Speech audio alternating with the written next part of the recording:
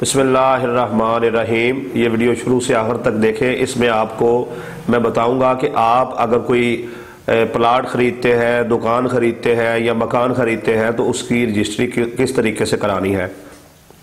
सबसे पहले आप जो है जिससे चीज़ ख़रीद रहे हैं उससे अगर आपने कुछ टाइम लेना है 2-3 मंथ का और अभी आप एडवांस दे रहे हैं 2 लाख, 5 लाख, 10 लाख, तो उसका तरीकाकार ये है कि आप उससे कहेंगे कि एक फ़र्द जो है वो फ़र्द बयाना निकलवाए और उसके बाद 1200 वाला कंप्यूटराइज जो स्टाम्प है जो पंजाब बैंक से मिलेगा उस पर जो है आपने अपना मुआहदा तहरीरी लिखना है। इसके अलावा जो है कोई भी स्टाम्प जो है वो अगर आप प्रॉपर्टी के लेन देन में इस्तेमाल करते हैं तो वो अदालत में या किसी भी जगह पर जो है वो काबिल कबूल नहीं है।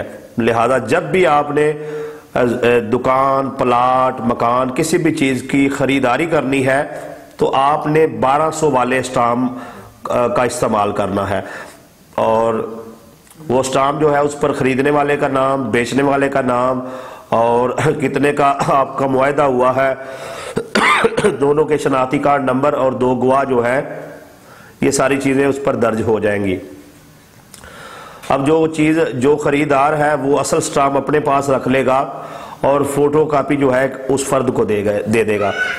अब आपका जब टाइम आ जाएगा बाकी पैसे अदा करने का तो आपने कोशिश करें कि पैसे जो है उस दिन अदा करें जिस दिन आपने रजिस्ट्री करवानी है। उसका तरीकाकार जैसे आपको बेहतर लगे, तहसील में देने हैं, बाज़रिया चेक देने हैं या आपने जो है बाज़रिया बैंक देने हैं। बेहतर तो ये है कि बाज़रिया चेक दे और जब आपने पैसे देने हैं तो आपके दरमियान जो है वो गवाहान मौजूद हो ताकि कोई भी मसला बनने की सूरत में वो गवाह जो है वो लोगों को बता सके कि ये पार्टी जो है बेचने वाली ये पैसे ले चुकी है।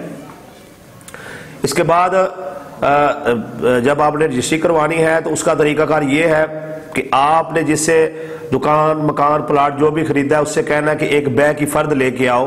वो बै की फ़र्द जब ले आएगा तो बै की फ़र्द को आप पटवारी के पास ले जाए, उससे अच्छे तरीके से तसल्ली कर लें कि इसमें कोई मसला तो नहीं है। जिस जगह का ये जो है फ़र्द दी गई है उसी मुकाम पर जो है मेरा प्लाट, दुकान, मकान है। जब तसल्ली हो जाए तो फिर आपने स्टाम्प फरोश के पास जाना है।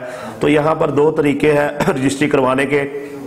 एक तो आपने जितनी रकम में प्लाट, मकान, दुकान खरीदा है उतने पैसों में भी करवा सकते हैं और दूसरा तरीका है शेड्यूल रेट पर करवा सकते हैं। अगर आपने एक चीज़ 50 लाख में खरीदी है और शेड्यूल रेट में वो 25 लाख की बन रही है तो इस तरीके से आपका जो है हज़ारों रुपए का जो है बल्कि लाखों रुपए का फ़ायदा हो जाएगा रजिस्ट्री करवाने में अगर आप शेड्यूल रेट पर रजिस्ट्री करवाते हैं। इस पर मैं एक अलग से वीडियो बनाऊंगा। तो आप उसके साथ 2-3 स्टाम्प फरोश के पास जाकर चेक करें और जहां पर से आपको मुनासिब लगे वहां पर तय कर जो है अपना शनाख्ती कार्ड और 2 गवाहों के शनाख्ती कार्ड की कापियां उनको दे दे और उससे बोले कि वो रजिस्ट्री तैयार कर दे। और जब रजिस्ट्री तैयार हो जाए तो अब तहसीलदार के सामने बयान होने हैं, वो आपको स्टाम्प फरोश अच्छे से तरीका बता देगा। तो रजिस्ट्री हो जाएगी और फिर 1-2 हफ्ते के बाद जो है तहसीलदार के पास बयान होने के बाद रजिस्ट्री जो है वो आपको मिल जाएगी। और जब रजिस्ट्री मिल जाएगी तो उसके बाद अगला मरहला जो है वो इंतकाल करवाने का है। आप जब रजिस्ट्री के पैसे तय करें तो स्टाम्प फरोश के साथ जो है वो इंतकाल भी उसके साथ ही तय कर ले, जो 1000-2000 रुपया इजाफी देना है, 3000 जितना भी है। तो इस तरह जब आपकी रजिस्ट्री हो जाएगी और उसके बाद इंतकाल हो जाएगा तो अब जो है वो प्लाट, दुकान, मकान जो है वो आपके नाम हो चुका है। इसमें अगर आप मजीद कोई चीज़ पूछना चाहते हैं या चाहते हैं कि मैं किसी मसले पर वीडियो बनाऊं तो आप कमेंट में जो है अपनी राय का इजहार करें। इंशाअल्लाह ताला मैं उस पर ज़रूर वीडियो बनाऊंगा। और आखिर में ये बता दूं कि रजिस्ट्री के बाद जो है आपने जो जगह खरीदी है उसका इंतकाल फौरी करवाना है और लाजमी करवाना है।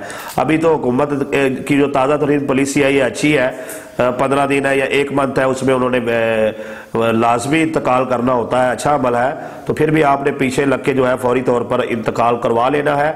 जब इंतकाल होगा, याद रखिए ये बड़ी अहम बात है, जब इंतकाल होगा तो तब ही जो है जगह उसके नाम से आपके नाम पर ट्रांसफर होगी, खाली रजिस्ट्री से आप मालिक नहीं बनेंगे। लिहाजा आपको चाहिए कि इंतकाल जो है वो लाजमी करवाएं। बनाए मेरे जी बस ठीक।